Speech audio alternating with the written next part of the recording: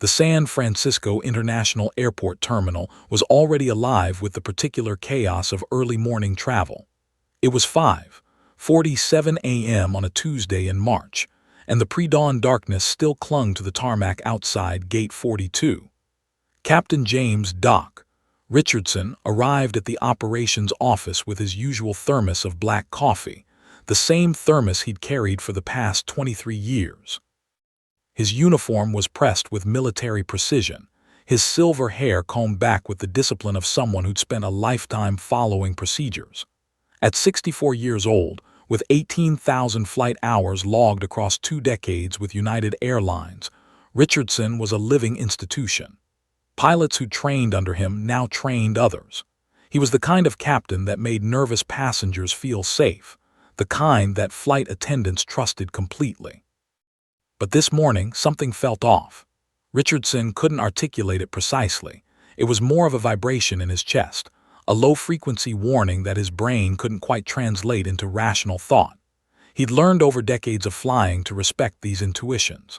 The weather was clear from coast to coast. Mechanical reports showed the Boeing 787 Dreamliner, registration N28741, was in pristine condition. Every system had passed its pre-flight checks with flying colors. The crew roster was solid. First Officer Sarah Chen had been flying commercial aircraft for 15 years and was considered one of the most methodical pilots in the entire United Fleet. Yet Richardson's unease persisted. He made his way to the aircraft with Chen, who was already carrying her flight bag and reviewing her tablet. Sarah was 42, married with 2 teenage kids, and had the kind of focused intelligence that showed in her eyes. She noticed Richardson's tension immediately. "Cap, you look like you didn't sleep," she said as they descended the jet bridge toward the cockpit. The aircraft smelled like every other commercial jet, a combination of cleaning chemicals, jet fuel, and the particular staleness of recycled air that had been running through the environmental systems for weeks. "Just one of those mornings," Richardson replied, but it was a deflection. The truth was more complicated. His daughter had been diagnosed with lupus the previous week, and his mind kept drifting to hospital visits and medical bills. His wife had suggested he take time off, maybe cancel this trip, but Richardson had never canceled a flight in his entire career. He'd flown through divorces, illnesses, deaths in the family, and personal crises. A flight was sacred. The aircraft was sacred. The passengers were sacred. That was the covenant. In the cockpit, the morning light was just beginning to creep through the windows. Richardson settled into the left seat with the comfort of absolute familiarity, a dancer returning to a stage they've performed on 1,000 times. Chen took the right seat, and they began the elaborate ritual of the pre-flight checklist.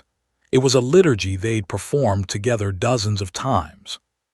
"Lights," Chen said. "Check," Richardson responded, his hands moving through the darkness to verify position lights, landing lights, and anti-collision lights. The litany continued: hydraulics, navigation systems, fuel quantities, weather data, engine instruments. Every single check came back nominal. Everything was perfect. And yet that strange unease lingered like a ghost. Meanwhile, somewhere in the terminal, a young woman moved through security with the kind of invisible grace that comes from being entirely unremarkable. Maya Chen, no relation to First Officer Sarah Chen, though neither of them knew the other existed, carried only a small roller bag and a laptop backpack. She was 28 years old, with dark hair pulled back in a practical ponytail, and wore jeans and a navy blazer that could have been worn by 1,000 other professionals traveling across America. She looked like she could be an accountant, a consultant, a software engineer, or any number of innocuous professions. What she actually was something far stranger, a phantom. For the past 3 years, Maya Chen had existed in a space between 2 worlds, the civilian world and the classified military world. Her business cards identified her as working for Richardson and Associates, a consulting firm that barely existed. Her paychecks came from a government contractor in Maryland that was really a front for the Department of Defense's Advanced Aviation Systems Division. She'd been given a security clearance so high that she couldn't tell her own family what she actually did for a living. 3 years of working on classified military contracts had changed her. It had made her paranoid. It had made her extraordinary. And it had made her a target, though she didn't know that yet.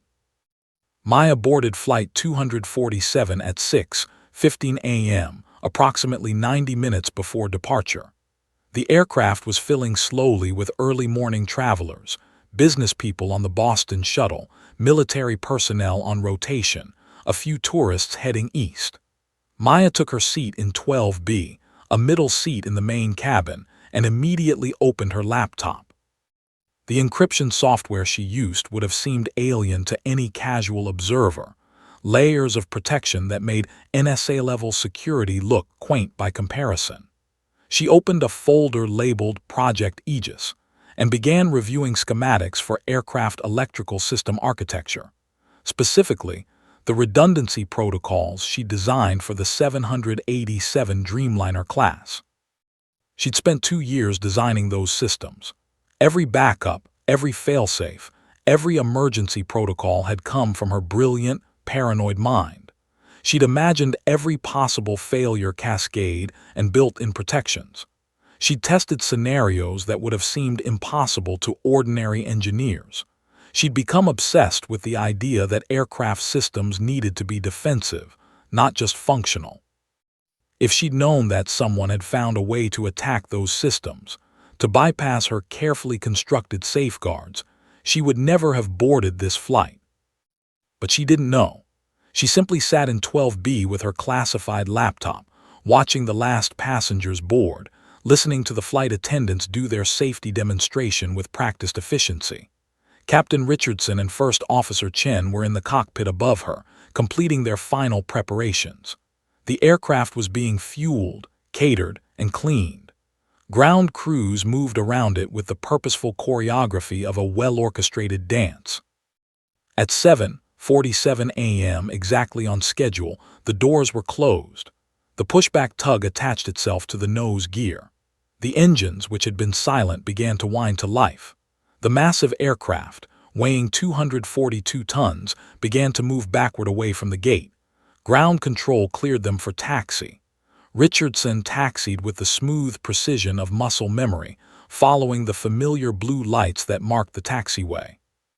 United 247, position and hold, runway 28 left, the tower instructed. Position and hold, runway 28 left, Richardson confirmed. The aircraft rolled into position on the massive runway. The early morning sun painted everything in shades of gold and amber. From the windows, San Francisco Bay glittered in the distance.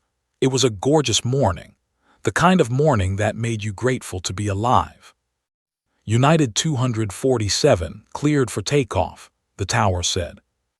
Richardson advanced the throttles. The engines roared with that characteristic low rumble that passenger aircraft produce. The 787 began to accelerate down the runway, faster and faster, until at 178 miles per hour, the nose gear lifted free of the tarmac. The aircraft was flying. No one on board knew that they were on a collision course with a catastrophe that had been carefully, methodically planned for months. The flight was climbing now, pulling up through the morning sky, leaving San Francisco behind. Everything was perfect. Everything was about to change. The silence in the cockpit was absolute, not the comfortable silence of experienced professionals moving through practice procedures, but the horrifying silence of a vacuum where there should be sound. No radio chatter, no automated voices announcing system states, no warning tones, just the dull roar of the engines and the wind rushing past at 35,000 feet. Captain Richardson's hands trembled slightly as he toggled the radio frequency selector. Nothing. He tried again. Static. Blank white noise that might as well have been the sound of eternity. First Officer Sarah Chen was systematically working through the emergency procedures, her voice remarkably steady despite the way her jaw clenched with stress. Primary electrical bus showing 0 output, she reported. Backup bus also 0. Battery systems negative. I don't understand. The secondary distribution panel should have automatically rerouted power. Should have, but it hasn't. Richardson's mind was working through the mathematics of disaster. The 787 Dreamliner was one of the most advanced commercial aircraft ever built. It had redundancies built on top of redundancies. The electrical architecture was specifically designed so that no single failure could cascade into a complete system loss. And yet, that's exactly what had happened. The aircraft had gone from a flying computer to a glorified glider with 4 engines. He could still fly it. That much was true. The mechanical system still worked. The control surfaces would still respond. But at 35,000 feet over the Midwest with no radio contact, no navigation systems, no ability to detect other aircraft or to be detected by ground facilities, they were flying blind in a crowded sky. Other aircraft were out there, invisible to them and unaware of the 787's presence. "Okay," Richardson said, forcing his voice into the measured tone of command. "Let's think this through. What could cause this kind of cascade failure?" Chen was already halfway through her own analysis. A power surge, but the surge protection should have isolated the affected circuits, or a complete power distribution failure originating from the main generator. But both generators are offline, and the auxiliary power units, both offline too. It's like someone reached in and turned off every power source simultaneously. The thought hung in the air between them like poison gas. No one wanted to say it out loud, but they were both thinking it. Sabotage. Not accident. Not mechanical failure. Deliberate destruction. Richardson keyed the dead radio one more time. "Mayday, mayday, mayday. This is United 247. Does anyone copy? We have complete electrical failure. All systems offline." Silence answered. Not even static, that would have been something. This was the absence of communication, absolute and final. In the main cabin, passengers were becoming restless. The aircraft had been flying in an unusual way for the past few minutes, the altitude changing, the descent rate fluctuating. A woman in first class pressed the call button. A businessman looked up from his laptop, noticing that the in-flight entertainment system had died. Several passengers were now looking at each other with the dawning realization that something was wrong.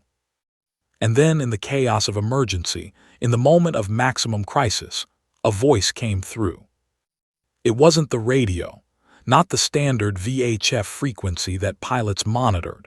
It came through an auxiliary channel, the kind used for technical communications between aircraft and maintenance facilities. A young woman's voice, calm and remarkably assured, cut through the silence like a scalpel.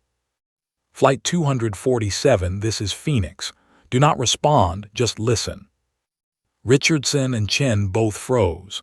Their eyes locked across the darkened cockpit, confusion and hope warring in their expressions. Who was Phoenix? How was this person accessing their communication systems? The voice continued. "The electrical cascade failure you're experiencing is not accidental.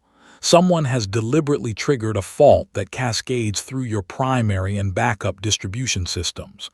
The code sequence is sophisticated, but I designed the fail-safe protocols for this aircraft class. I know how to stop it." Chen started, but Richardson held up a hand. They had no other options. None.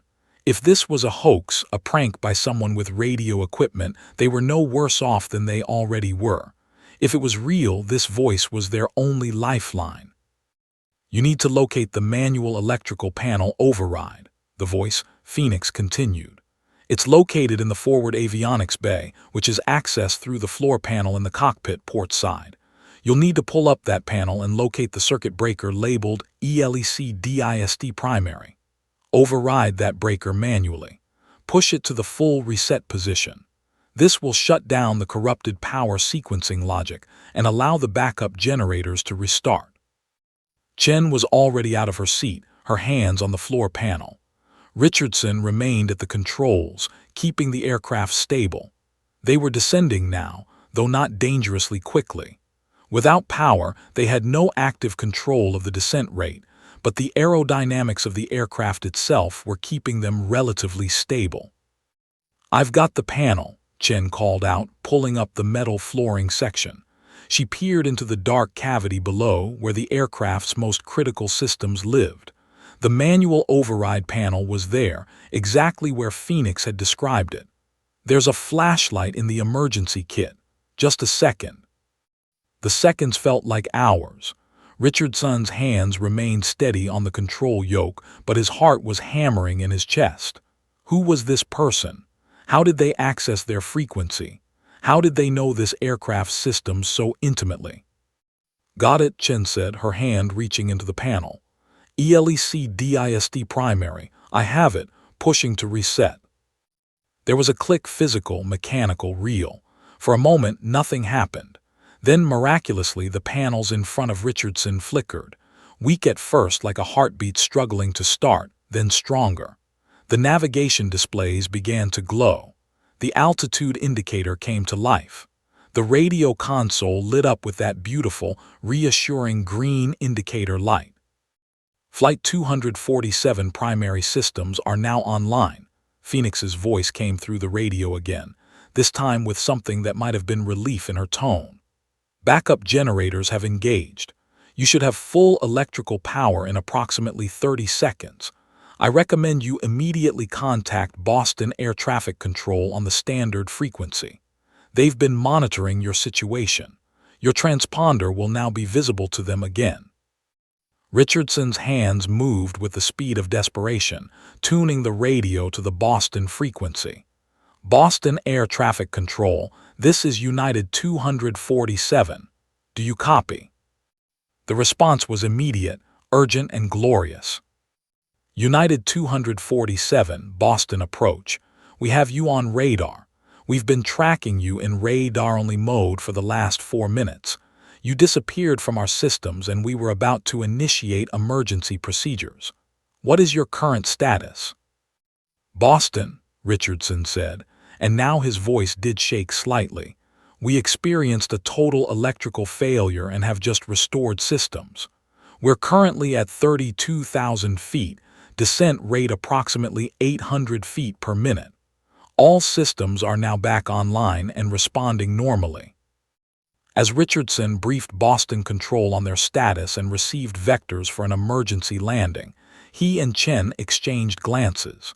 They would have to address the woman on the radio, the mysterious Phoenix who had known exactly what to do, who had known their aircraft better than anyone should. But first, they needed to land safely. That was the priority. But who was she? And how had someone in the cabin accessed classified cockpit systems? Those answers would come soon enough.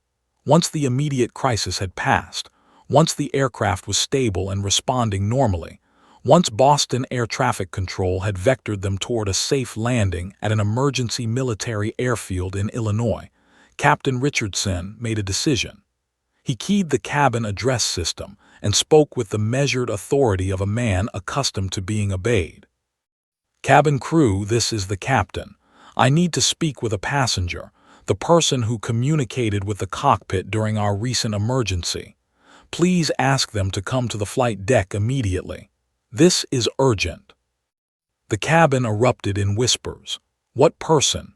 What communication? The flight attendants looked at each other in confusion. None of them had heard anyone speaking to the cockpit.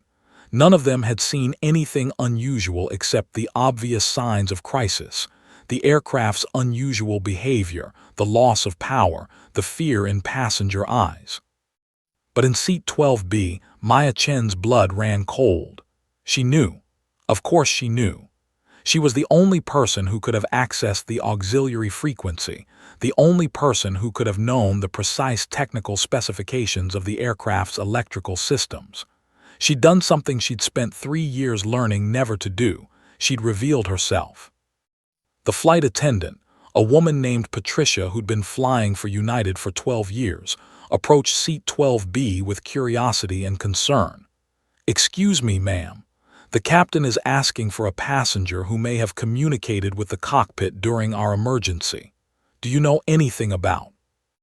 That's me, Maya said quietly. She was already gathering her things, her mind working through the implications. Once she revealed herself, her anonymity was gone. Everything changed.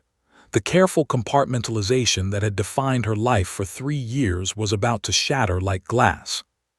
She stood and made her way forward through the cabin. Other passengers watched her pass, their faces full of curiosity and concern. A businessman in 10A leaned into the aisle. "Are you okay? What happened?" Maya didn't answer. She simply kept walking forward, toward the cockpit, toward the moment that would divide her life into before and after. The cockpit door was normally locked, especially during flight. But these weren't normal circumstances.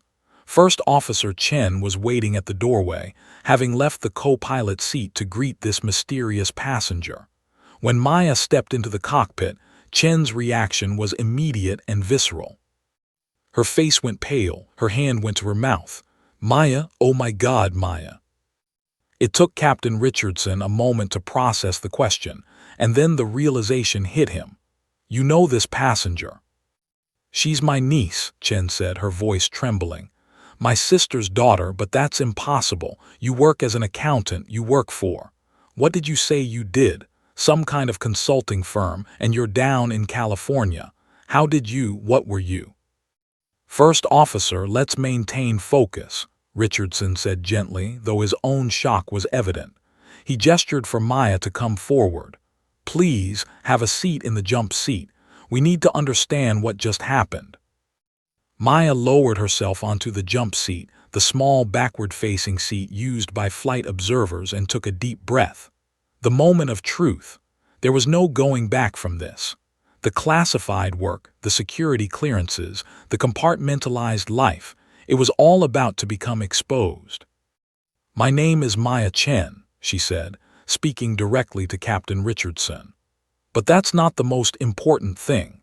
What's important is that I need to tell you what I actually do, and I need to ask you both to listen before you react, because this conversation will have implications that extend far beyond this aircraft."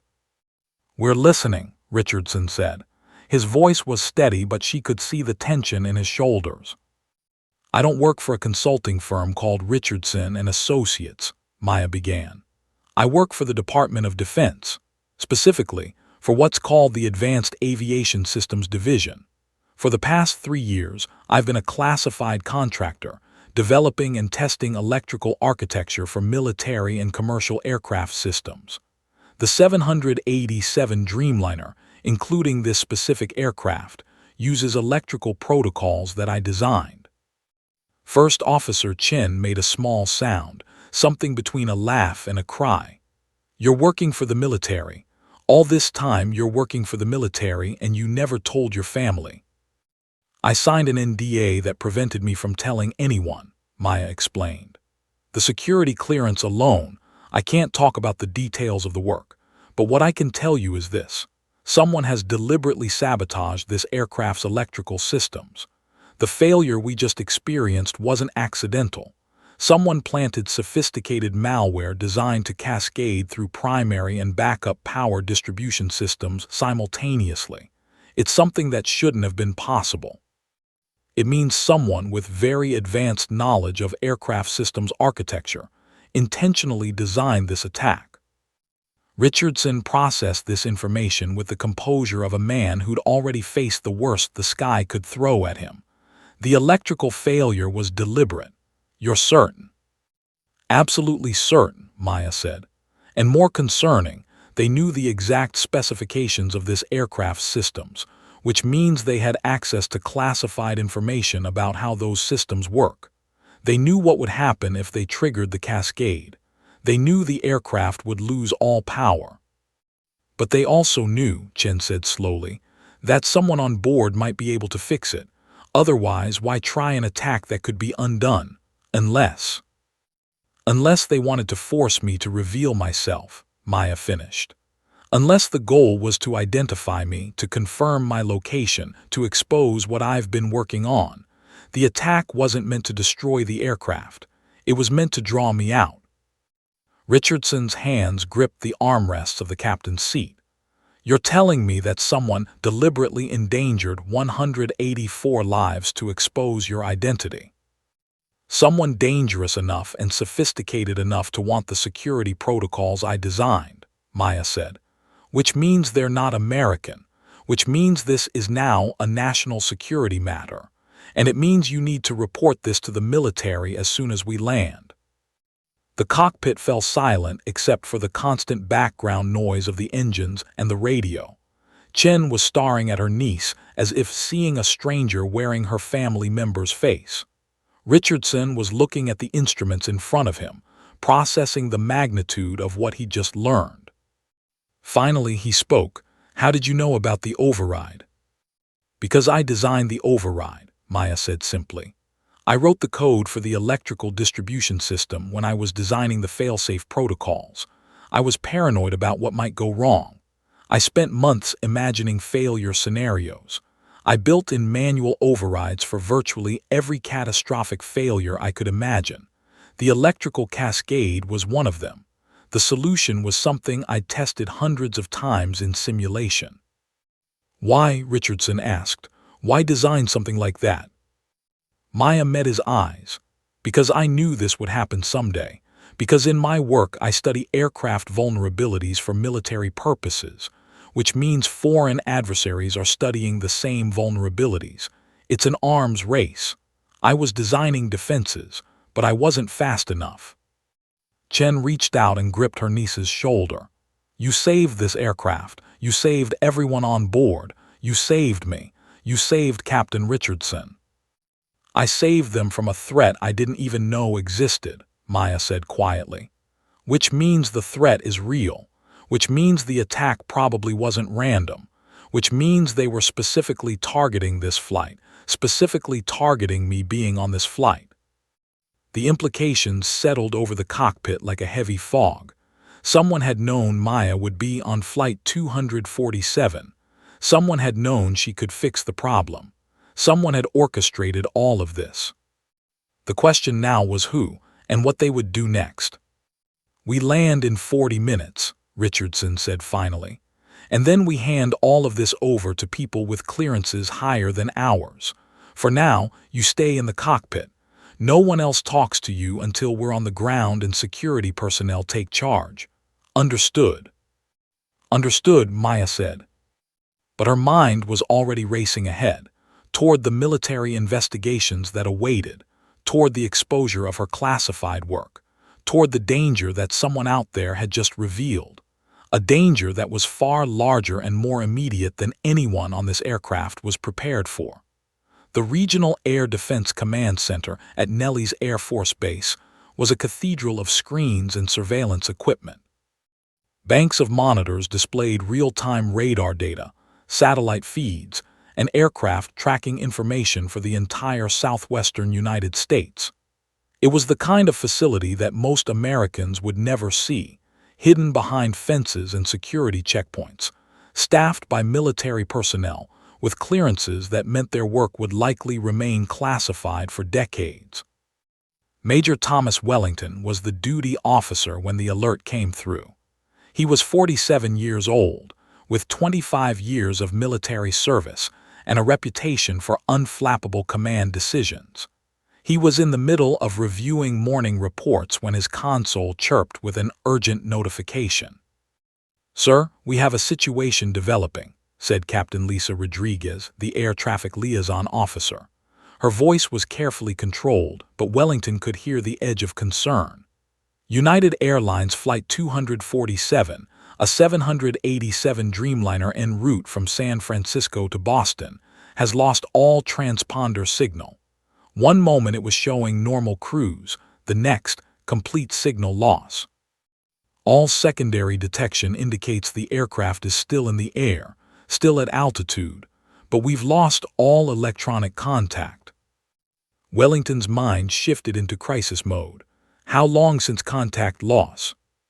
4 minutes and 32 seconds, sir. Boston Air Traffic Control is attempting radio contact, but there's no response on any frequency." "Get me a direct line to Boston," Wellington commanded. He stood up, his eyes narrowing as he processed the implications. A complete transponder failure on a modern aircraft was unusual. A complete failure with no radio communication was extraordinary. Both failures simultaneously suggested something far more serious than mechanical malfunction. The phone connected to Boston Air Traffic Control Center almost immediately. Wellington heard the barely controlled panic in the voice of the controller on the other end. "We've lost Flight 247. Complete signal loss approximately 5 minutes ago. Last known position was 35,000 feet over western Illinois. We have no contact, no radar return, no transponder. We're initiating emergency procedures." "Do you have any radar-only contact on the target?" Wellington asked. "Negative, sir. The commercial radar systems show no unidentified blip at that altitude in that location. Either the aircraft has descended rapidly below radar coverage, or it's suffered a catastrophic system failure," Wellington finished. He disconnected the phone and turned to Rodriguez. "Get me Nellie's operations. I want Black Hawks scrambled, immediate launch, and I want them equipped for emergency escort protocols." The machinery of military response began to move. Within minutes, pilots in the ready room at Nellie's received their mission briefing. Major Derek, Hammer, Morrison, and Captain James, Razor Chen, no relation to the captain or first officer on Flight 247, pulled on their flight gear with practiced efficiency. They'd trained for this scenario dozens of times, but executing it under real conditions was entirely different. Civilian aircraft, possible catastrophic systems failure, last known position over Illinois. We're going to search and establish visual contact, the briefing officer explained rapidly. Your mission is to locate the target, confirm its status, and maintain escort until it reaches emergency landing facilities. If it's still flying, we need to know. If it's ditching, we need coordinates. If it's gone down, we need to know that too. The Black Hawks fired up their engines, the massive rotors beginning to spin. The sound was like the beating of a metallic heart, a deep rhythmic thumping that vibrated through every surface. Morrison and Chen ran through their checklists with the speed of experience, their hands moving across switches and instruments in a precisely choreographed dance. "All systems green," Chen called out. "We are go for launch." The two helicopters lifted off the tarmac almost simultaneously, their rotors cutting through the morning air. They accelerated eastward, pushing their engines to near maximum speed. The landscape below, desert, then gradually transitioning to plains, scrolled past in a blur. "Nellie's command, this is Phoenix Flight," Morrison transmitted, unaware of the eerie coincidence of his call sign matching the mysterious passenger far below. "We are airborne and proceeding to the last known position of United 247, ETA 7 minutes. "Copy that, Phoenix Flight," the command center responded. "Weather is clear all along your route. Search pattern will be coordinated with Boston Control. Advise immediately upon visual acquisition." The tension in both helicopters was palpable. The pilots knew what they might find. They trained for aircraft emergencies, for crash scenes, for the worst-case scenarios. But training and reality were different things. Neither Morrison nor Chen had ever dealt with a missing commercial aircraft carrying nearly 200 people. Inside the first Black Hawk, Morrison spoke to his crew over the internal communications system. "Keep your eyes sharp, people. We're looking for a 787 massive aircraft, white fuselage, blue United livery. Last known altitude was 35,000 feet, but it could be anywhere from that down to the deck if it lost all its systems." They were flying at 150 miles per hour, the maximum speed for the helicopters, but it felt agonizingly slow. The radio crackled with constant updates from command, from Boston Control, from other military assets being mobilized. An F-16 fighter squadron from a nearby base was being scrambled to assist. A KC-135 tanker was being positioned to provide refueling support if the search extended beyond their fuel capacity. And then, just as Morrison was beginning to wonder if they'd be searching all day, Chen spotted it. "Contact," he called out, pointing northeast. "Aircraft at 2 o'clock descending, looks like it's intact.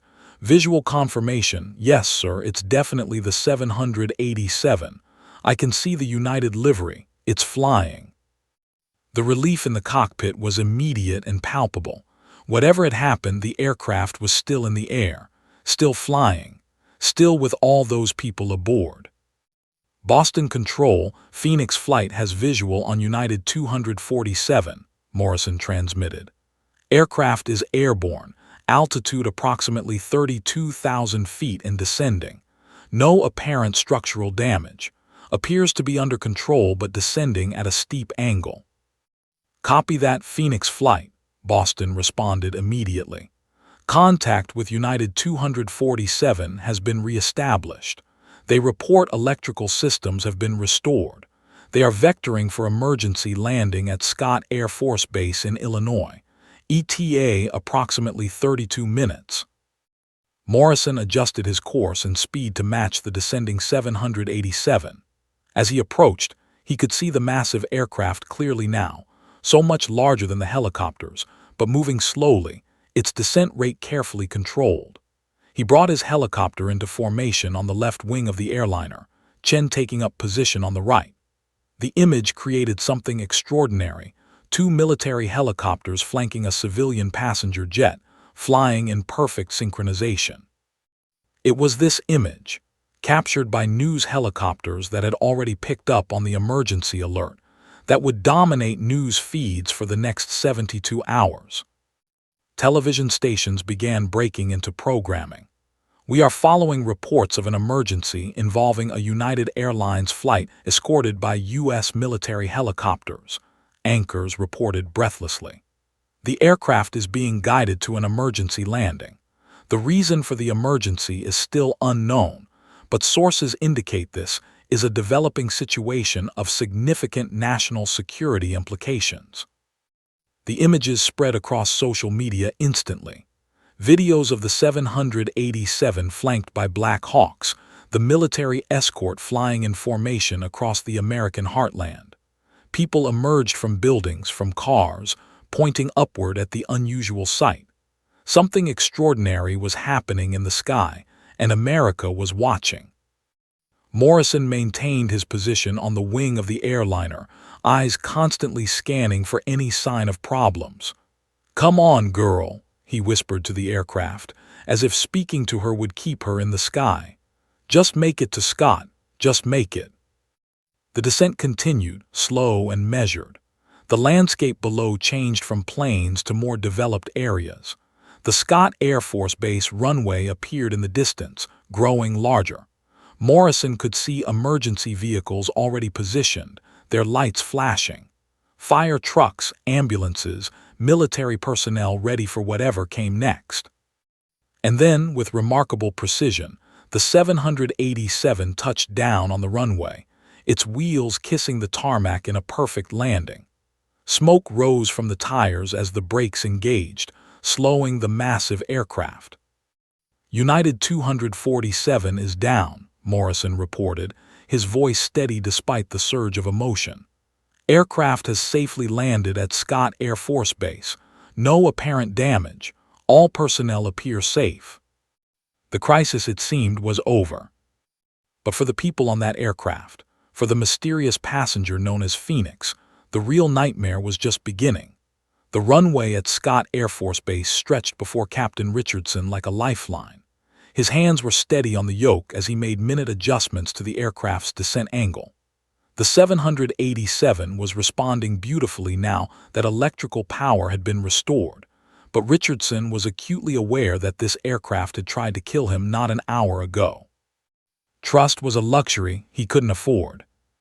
"Scott Tower, United 247, we have the field in sight," Richardson transmitted. His voice was perfectly controlled, the voice of a man who'd landed hundreds of times, though his heart was hammering with an intensity he hadn't felt since his daughter was born.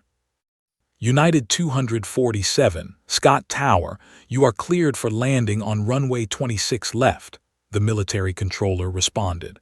Emergency services are standing by. Welcome home. Richardson's lips tightened at the phrase, welcome home, as if they'd been on some pleasant journey rather than seconds away from catastrophic disaster. The nose of the aircraft touched down first, followed moments later by the main gear. The screech of tires meeting asphalt filled the cabin, a sound that to passengers usually meant comfort and safety. Today, it meant survival. The aircraft decelerated, the engines revering thrust, the air brakes extending. Through the windows, passengers could see emergency vehicles racing alongside, fire trucks with their lights flashing, ambulances standing ready, military security vehicles prepared for a response that no one yet understood. In the cabin, Maya sat buckled in a jump seat in the cockpit, watching through the windscreen as the military base approached. She could see the personnel gathering, the organized chaos of an emergency response scaled to the massive logistics of a military facility. She knew what was about to happen. Once they touched down, her life would be taken apart by investigators with security clearances she could only imagine. Every classified project she'd worked on, every detail of her research, every contact she'd made would be examined, questioned, analyzed.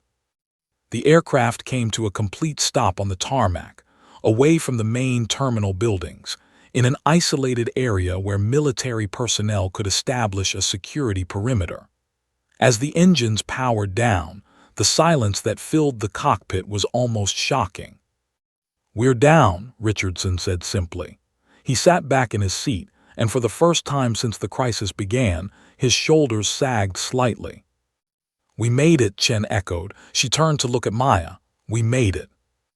But before Maya could respond, there was a knock on the cockpit door. A U.S. Air Force officer in dress uniform entered without waiting for permission. He was a colonel, judging by the insignia on his shoulders, and his expression was grim and businesslike.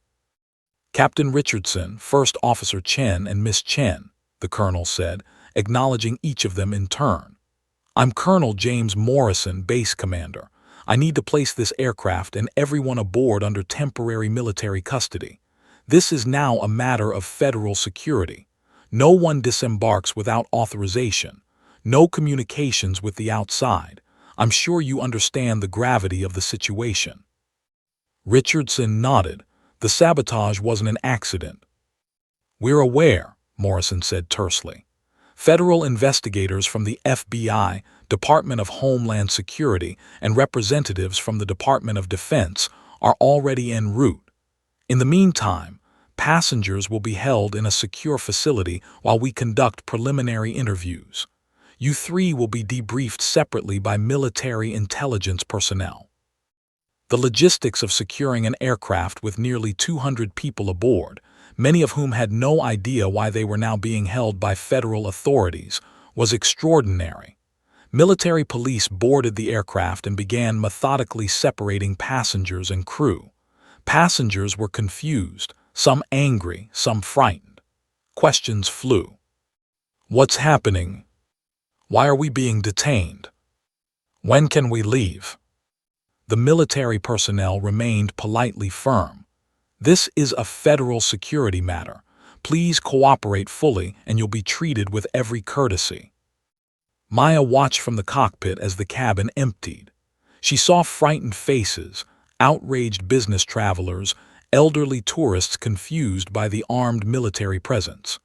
These innocent people had simply wanted to fly from California to Boston, and now they were caught in the web of her classified work, her dangerous expertise, her exposure. First Officer Sarah Chen was taken by one group of investigators. Captain Richardson was led away by another, and Maya found herself facing two individuals in dark suits who introduced themselves only as Federal Agents Harrison and Webb. "We need to talk," Harrison said. He was a lean man with sharp eyes that seemed to catalog everything about her posture, her breathing, her ability to maintain composure. "This is a preliminary interview. A more extensive debriefing will follow, but first, we need to understand what happened up there. They moved to a private section of the base's operations building, a secure room with cameras recording every word. Maya understood that this was just the beginning. These were the warm-up questions, the initial assessment. The real interrogation would come from people with higher clearances, people who knew classified material she herself didn't even know existed. The electrical failure was deliberate, Maya explained, detailing exactly what she'd recognized, exactly what she'd done to fix it, and most importantly, what it meant. Someone planted malware designed to cascade through multiple redundant systems. The sophistication suggests military-grade code, not something an amateur writes. This was professional work. "Who knew you'd be on this flight?" Webb asked. "No one in my family," Maya said. "I informed my handler at the duty that I was attending an industry conference in Boston. That information would be classified. Only people with the right clearances would have access to it." "So someone inside the intelligence community," Harrison concluded. "Or someone who compromised someone inside the intelligence community. Either way, this is an inside job." "Or someone with very advanced signals intelligence," Maya countered. "If they can monitor classified communications, they could have identified my travel plans." The implications hung in the air like poison gas. Foreign adversaries with the capability to monitor classified communications. Foreign adversaries with the sophistication to design aircraft system malware. Foreign adversaries with the motivation to target Maya specifically. "We're going to need full access to your classified work," Webb said. "Every project, every line of code, every protocol you designed. Everything goes to a secure facility for analysis." Maya had known this was coming, but hearing it stated so baldly was still jarring. Everything she'd built, everything she'd created in those 3 years of classified work would be exposed. Not to her, but to teams of investigators trying to understand what had been compromised. Outside the base, media helicopters circled in the sky, unable to penetrate the military airspace but close enough to capture images. News networks were already running wild with speculation. The dramatic landing, the military escort, the mysterious emergency. Websites were full of theories. Twitter was exploding with hashtags. Flight 247, Phoenix, mystery at 35,000 feet. One cable news anchor summed it up. "We still don't know what caused the emergency on United Flight 247 or why it required a military escort to land. But sources indicate this may be the first known cyber attack on a commercial aircraft in U.S. airspace. If true, this would represent a catastrophic breach in aviation security." The story was spreading, and with it spread the whispers about Phoenix, the mysterious passenger who'd fixed an impossible problem at 35,000 feet. Inside the secure room, Maya continued her debriefing, explaining every detail of the aircraft's electrical systems, every vulnerability she designed protections against, every possible way someone could attack them. She was saving American aviation security with one hand while watching it crumble with the other. The FBI's Cybercrimes Division had seen malware before. They'd seen sophisticated code, elegant algorithms, vicious attack sequences. But what they found in United Flight 247's electrical systems transcended anything in their recent experience. It was beautiful in its destruction, sophisticated in its simplicity, and devastating in its implications. Special Agent Robert Chen, once again, no relation to either Captain Richardson's first officer or Maya, led the forensic analysis in a secure laboratory at the federal facility that had taken over the investigation. His hands were gloved as he examined the physical circuit boards, while his team worked on isolated computer systems analyzing the code itself. "This is military-grade architecture," Chen reported to the task force assembled in the operations center. "Not just good, exceptional. Whoever wrote this understood not just how aircraft electrical systems work, but how they fail. They knew about the redundancy protocols. They knew about the backup systems. They anticipated responses and built countermeasures into their code. The room was packed with representatives from multiple agencies: FBI, Department of Homeland Security, National Security Agency, Department of Defense, CIA. Each agency had a stake in understanding what had happened. Each agency was terrified of the implications. Timeline, commanded Deputy Director Sarah Olson of the FBI's National Security Division. She was a woman in her 50s with steel in her eyes and a reputation for finding conspiracies where others saw accidents. The malware was installed approximately 72 hours before the flight, Chen reported. During routine maintenance, it was uploaded through the aircraft's main diagnostic port. The code was dormant until activated by a specific signal, one that would have come from a ground station. Someone activated it mid-flight, Olson asked. Yes, remotely, probably using a specialized frequency, definitely from the ground. Someone was monitoring the aircraft and chose the exact moment to activate the attack. The implications cascaded through the room like dominoes.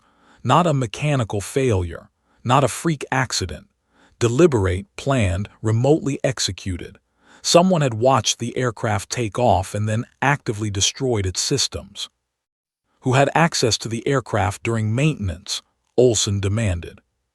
It took 72 hours of investigation to find the answer.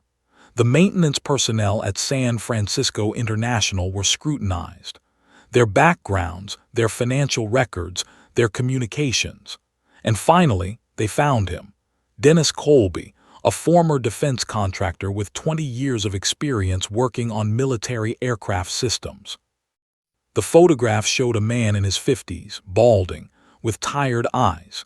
His employment record was impeccable until 3 years ago, when he'd been dismissed from a classified defense project for unauthorized access to restricted materials.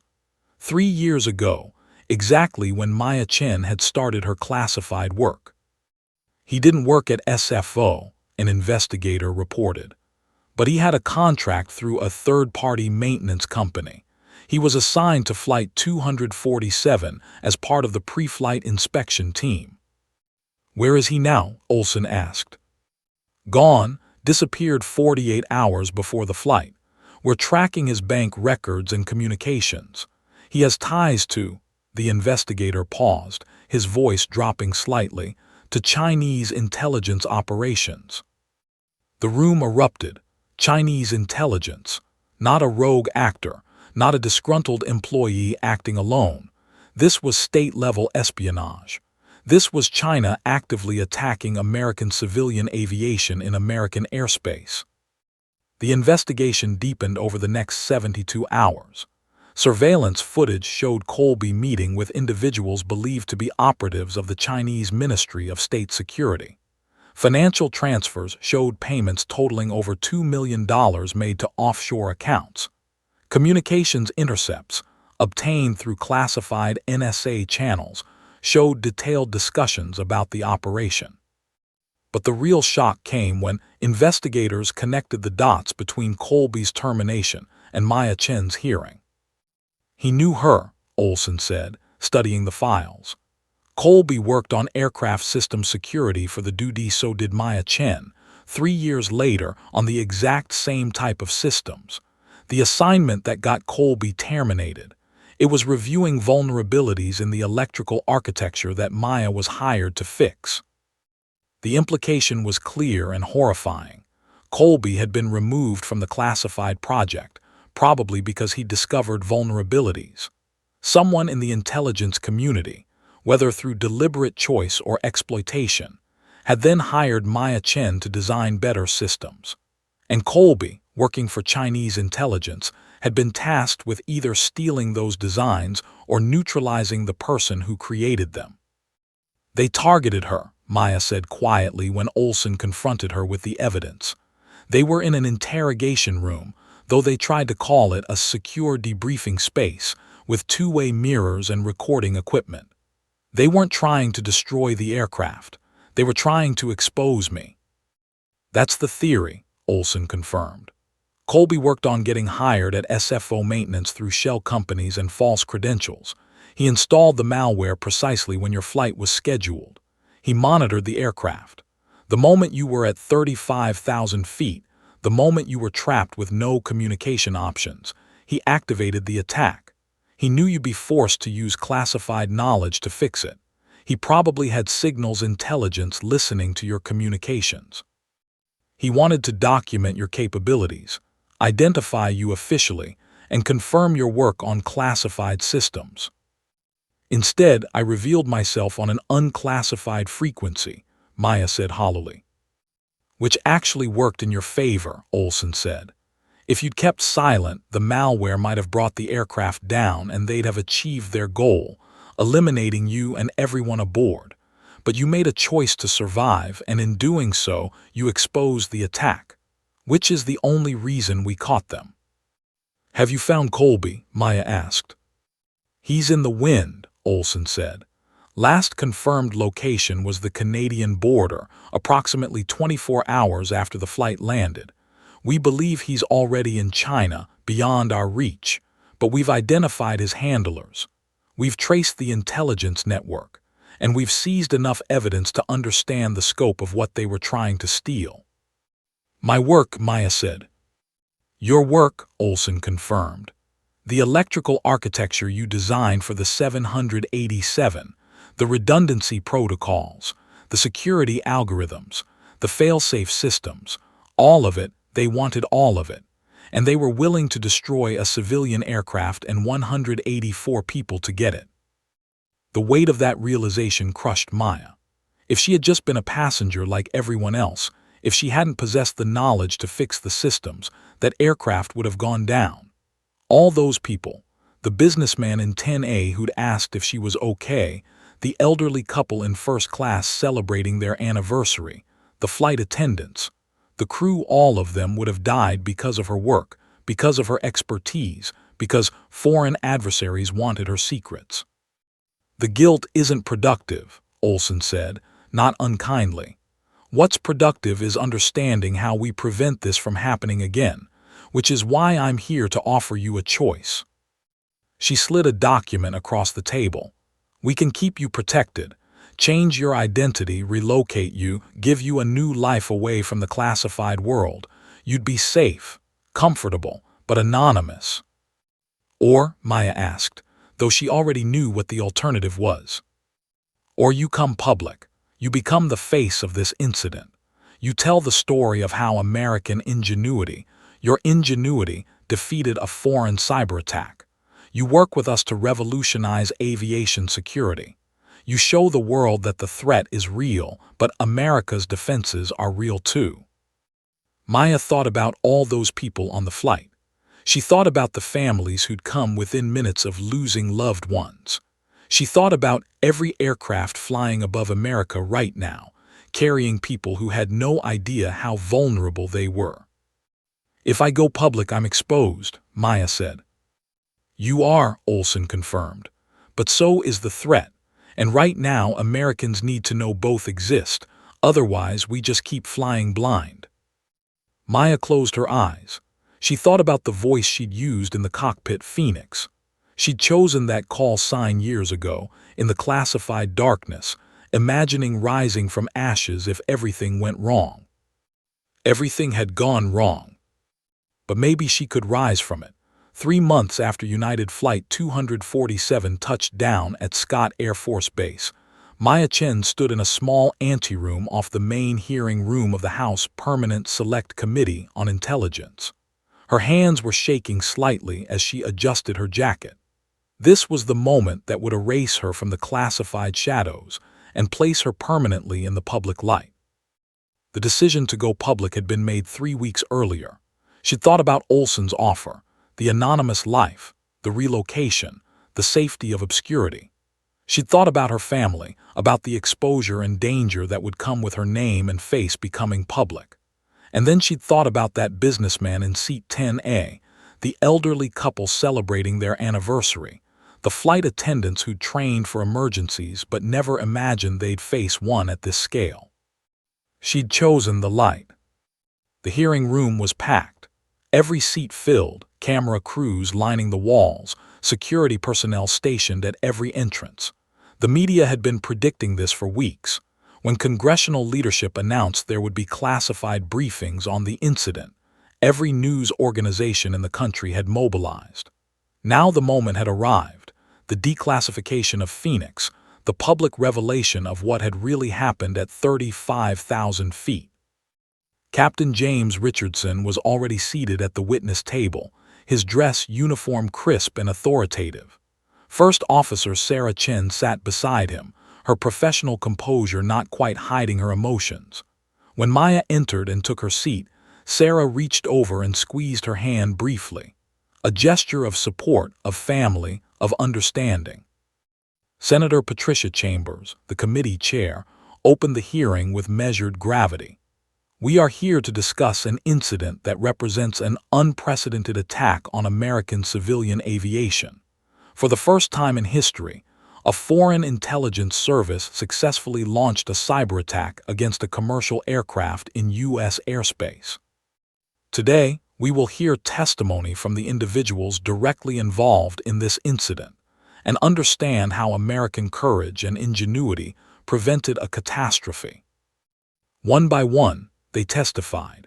Captain Richardson described the moment the instruments went dark, the terror of flying blind, the shock of hearing a voice from the cabin offering salvation. First Officer Chen spoke about the trust pilots must place in each other and in the people around them, and how Maya's expertise had honored that trust in the most extraordinary way. Then it was Maya's turn. She spoke about her 3 years of classified work, about designing electrical systems with paranoia and precision, about imagining failure scenarios and building defenses. She spoke about recognizing the attack, about making the split-second decision to reveal her identity, about understanding that sometimes the only way to survive is to stop hiding. The malware was sophisticated, she testified. The intelligence behind it was professional, but American innovation and dedication defeated it, not because we're better people, but because we committed to understanding the problem deeply enough to solve it. The questions came hard and fast. How had she accessed the cockpit systems from the cabin? What exactly did she design that made her a target? What did her work reveal about vulnerabilities in American aircraft? Were other aircraft at risk? To each question, Maya answered with clarity and precision, walking the line between transparency and protecting ongoing security measures. She explained the technical details in language that educated politicians could understand. She admitted the vulnerabilities that existed, but also emphasized the defenses she'd built. And when one senator asked, "Miss Chen, aren't you concerned that testifying here, revealing your identity, might make you a target?" she met his eyes directly. "I'm already a target," she said simply. "The only question is whether that target is hidden or visible. Hidden targets are easier to hit. I choose to be visible, to continue my work openly, and to help America understand the magnitude of this threat." The hearing lasted 6 hours.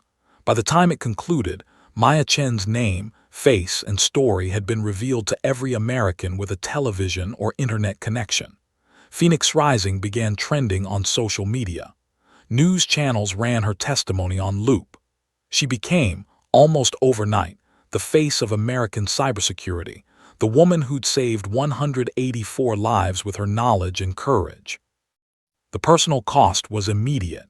She received death threats from extremist groups. Foreign intelligence services began analyzing her work with renewed intensity. Privacy became something she'd surrendered completely. But there were also thousands of messages from people around the world. Engineers inspired by her story, security professionals thanking her for raising awareness, families grateful that she'd saved their loved ones. 6 weeks after the hearing, Maya received a formal offer from the Department of Defense. The newly created National Aviation Systems Security Agency needed a director, someone with the expertise to revolutionize how aircraft systems were protected, someone with the credibility to implement changes across the entire industry, someone willing to stand in public and fight for the future. She accepted without hesitation. Her first act as director was to declassify portions of her research and share it with every commercial aircraft manufacturer in the world. Transparency, she believed, was the best defense. If everyone understood the vulnerabilities, everyone could work toward solutions. Within months, Boeing, Airbus, and smaller manufacturers were implementing new security protocols based on her specifications. Her second act was to establish an international task force on aircraft system security, bringing together engineers and security experts from dozens of nations. If cyber threats could cross borders, so could solutions. Her third act was to ensure that future incidents like this could be prevented through cooperation, transparency, and continuous innovation. At a ceremony 6 months after the flight, Captain Richardson and First Officer Chen stood with Maya as she was awarded the Medal of Valor by the President. The citation read, "For extraordinary courage and brilliance in preventing a catastrophic attack on American aviation, and for choosing to dedicate her life to protecting the skies above us." When asked in an interview what she wanted to be remembered for, Maya's answer was simple: not for saving one flight, for helping make all flights safer. Phoenix isn't about one person rising from ashes. It's about an entire system becoming stronger through transparency and cooperation. Her relationship with her family healed over time. Sarah Chen, proud of her niece's accomplishments but still processing the betrayal of years of secrecy, eventually understood that Maya had done what was necessary. Their family dinners became something different now. They spoke openly about national security, about threats and defenses, about the constant balance between safety and freedom. On the first anniversary of the incident, Maya returned to San Francisco International Airport. She stood at Gate 42, the same gate where she'd boarded Flight 247 a year earlier. An aircraft waited there, another 787 Dreamliner, incorporating all the latest security protocols. Passengers boarded for Boston, unaware of the woman watching them, unaware of how close they'd come to catastrophe, unaware of the systems protecting them. The captain of that aircraft was a young woman named Jennifer Wu. She'd become a pilot because of Maya's testimony, inspired by seeing a woman use her expertise to save lives. She didn't know Maya was watching as she boarded her flight. But Maya knew. As the aircraft pushed back from the gate and began its journey across America, Maya whispered something that had become her personal mantra. "Fly safe, the systems will protect you, I'll make sure of it." Phoenix had risen, and in rising, she transformed not just her own life, but the future of aviation security itself. The girl in seat 12B had become something larger than any single person, a symbol of what was possible when courage met expertise, when secrecy gave way to transparency, when one person decided to step into the light and change everything. In the cockpit of that aircraft heading east, Captain Jennifer Wu checked her systems, confident in their security, grateful for the woman who'd made that possible. Below them, across the American heartland, people lived their lives unaware that the skies above them were safer than they'd ever been. That was Phoenix's real legacy.